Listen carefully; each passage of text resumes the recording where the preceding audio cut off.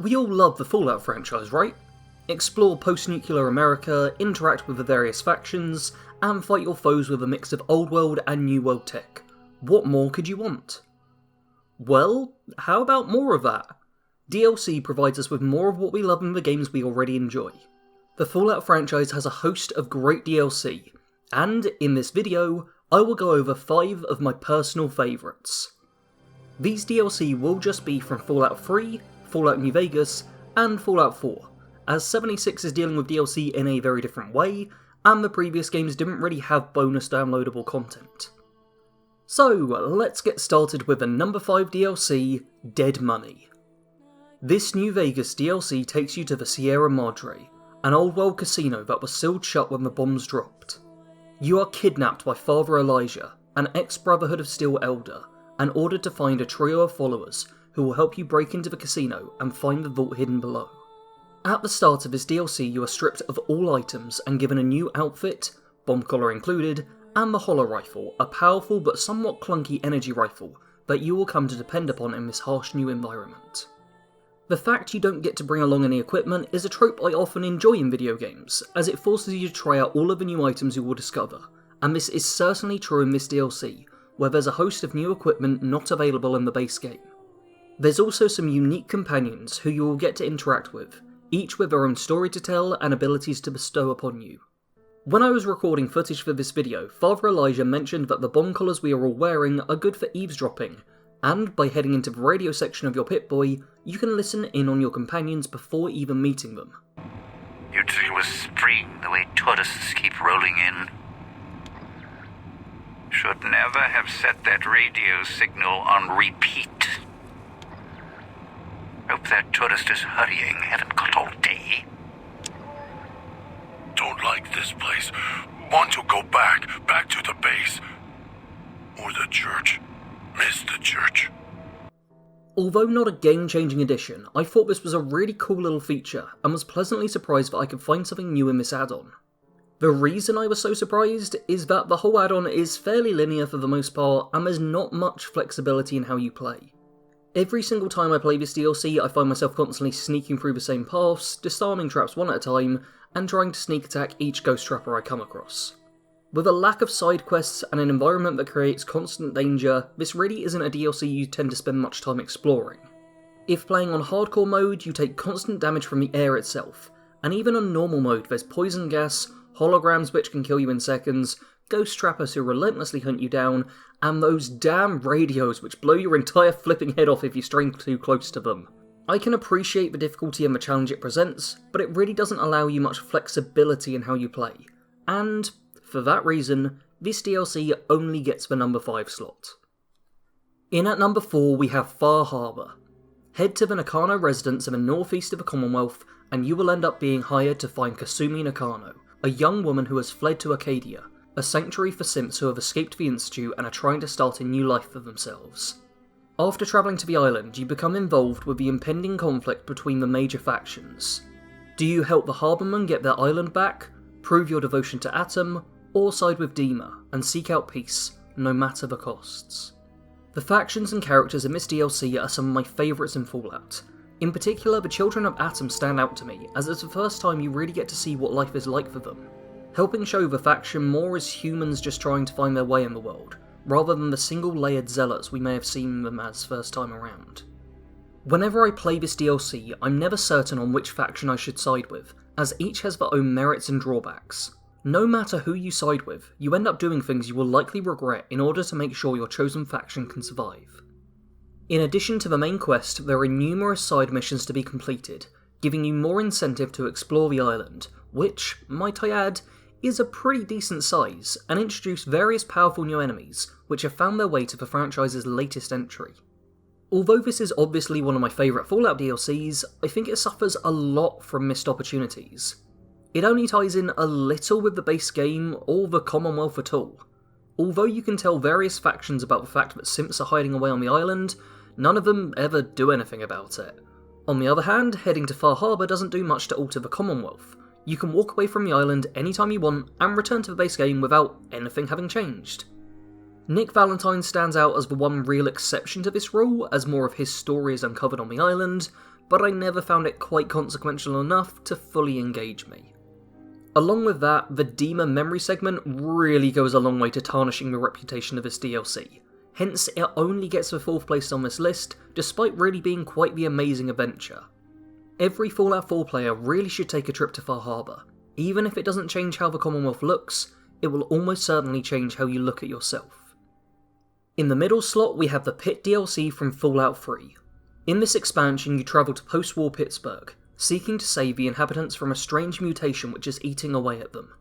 Under the direction of an escapee called Werner, you infiltrate the city as a slave labourer, and fight your way to the boss of the arena, Asher, a former Brotherhood soldier who was left behind, and ended up leading the raiders and scavengers who now serve as masters of the pit.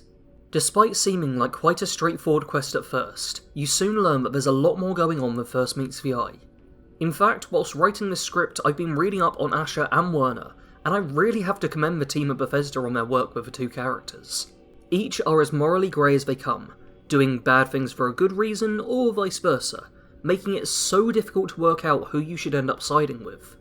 Uncovering the hidden relationship between the characters and just why they're doing what they're doing is one of the most enjoyable parts of the DLC for me, as each conversation seems to recontextualise your surroundings.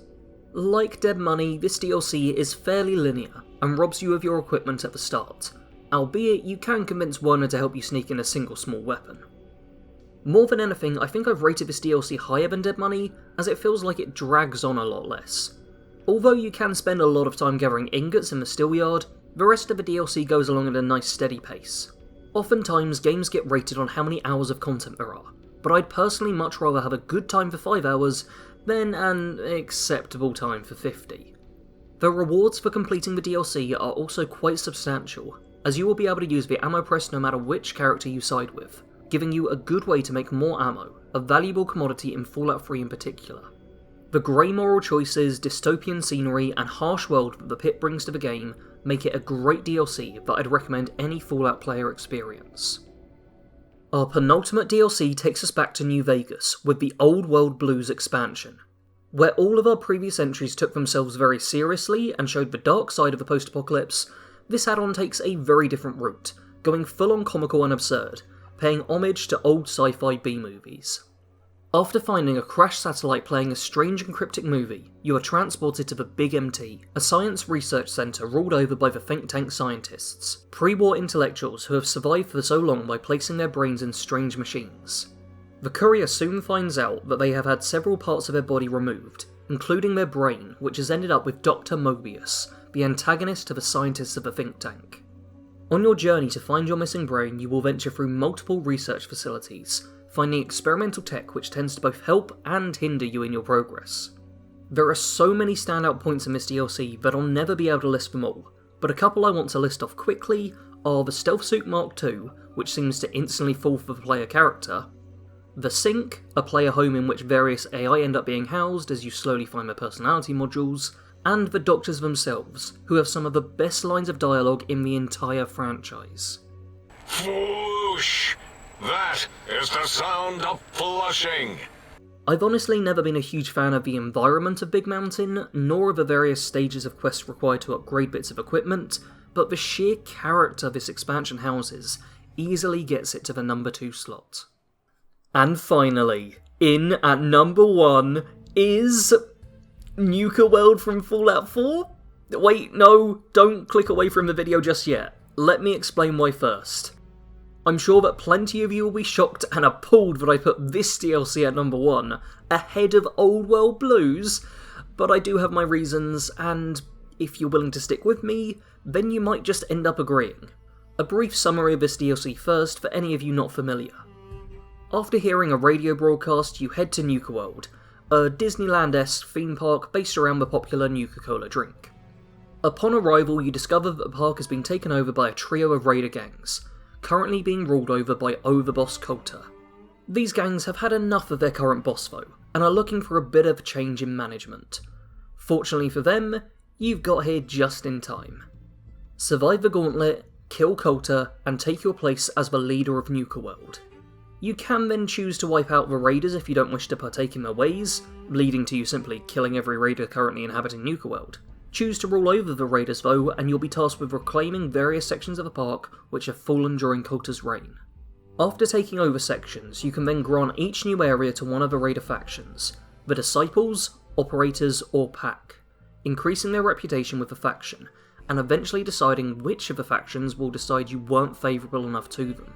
Personally, I absolutely love raiders, and think this expansion does a great job of fleshing them out further than has ever been done before in a Fallout game. The pit gave some legitimacy to raiders, but Nuka World really is the one raider DLC out there right now. Each of the raider factions have their own feel, exemplified by their respective leaders. Despite each leader clearly being one of the bad guys, it still becomes quite easy to sympathise with how each became a raider. Porter Gage in particular stands out. As the DLC companion and instigator of the whole story, he has a lot of interesting backstory to him, starting with his parents submitting to raiders at every turn and eventually becoming a raider himself, but still bearing hatred towards most raiders at the same time. If I'm being completely honest, Gage is who I probably identify most with out of any Fallout character. He seems to hold every faction in the entire game in contempt. To him, the Institute are evil, the Railroad are just helping them, the Minutemen are doomed to fail, and the Brotherhood are simply another raider gang playing pretend. He's a true product of the post-apocalypse, someone who knows the whole world is screwed and is simply doing his best to get by. The DLC does a great job of making you feel like a raider, adding a much needed more evil path into Fallout 4. After fighting through all the park sections, you then get to start taking over the Commonwealth itself, sending your raiders to take over settlements in the base game. This mechanic goes a long way to getting this DLC to number 1 on my list. Becoming a raider can really change how you interact with the base game, in a way I feel no other DLC manages.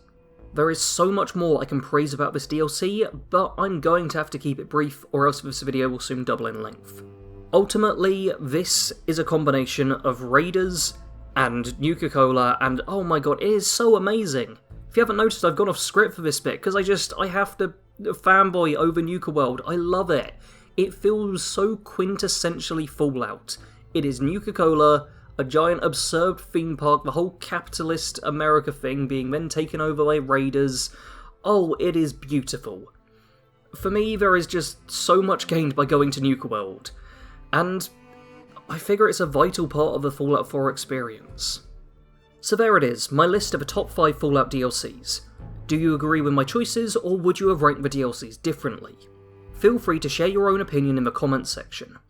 If you agree with my list, then why not share this video to show your support? If you want more lists like this, then make sure to also leave a like and subscribe for more Fallout content in the future. As always, thanks for watching. Sarge out.